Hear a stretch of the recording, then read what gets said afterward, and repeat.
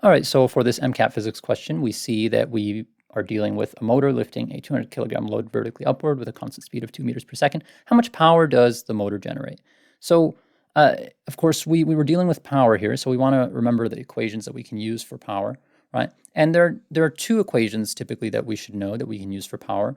First of all, power, actually there are three equations, but I'll show you. So power is equal to work over time, the amount of work done over a certain period of time.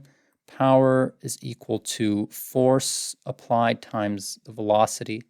And then power is equal to current times voltage. And that's an electricity equation, and we're not dealing with that here because, of course, we don't have anything to do with electricity, although it is an electric motor. But other than that, we don't have current, we don't have voltage. So we're not going to use that equation.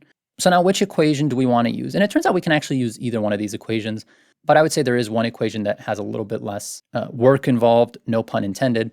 And I would say that this one is a little bit of an easier equation to use here. But again, it's not that hard to convert between these two equations. But I'm going to go ahead and use this one. And so power is equal to force times velocity. So I need a force and I need a velocity, right? So I have a velocity. So velocity is equal to 2 meters per second. And that's good. And then I have a force. I want to know the force that is being applied, right?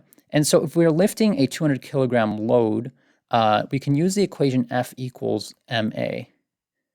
The force required to accelerate an object is equal to its mass times its acceleration. And of course, we are lifting an object upward, and so acceleration here is just g, the acceleration due to gravity, and we're essentially fighting that acceleration due to gravity. So it's going to be 10, and then the mass is going to be 200. So 200 times 10. So the force required to lift the object is 2,000, right? 2,000 newtons. And of course, units for force are newtons. And now we can go ahead and plug that into the other equation. Power is equal to force times velocity. So 2,000 times 2 is equal to 4,000, right? So 4,000 watts. 4,000 watts, right? 4,000 watts is also going to be equal to 4 kilowatts, right? The answers are in kilowatts. So we just move the decimal point 3 places this way, and we end up with 4. And so, of course, the correct answer here is going to be A, 3.92 kilowatts, right? It's a little bit smaller than the 4,000 or the 4 kilowatts that we got, right? So 4 kilowatts, let me just make sure to write that out.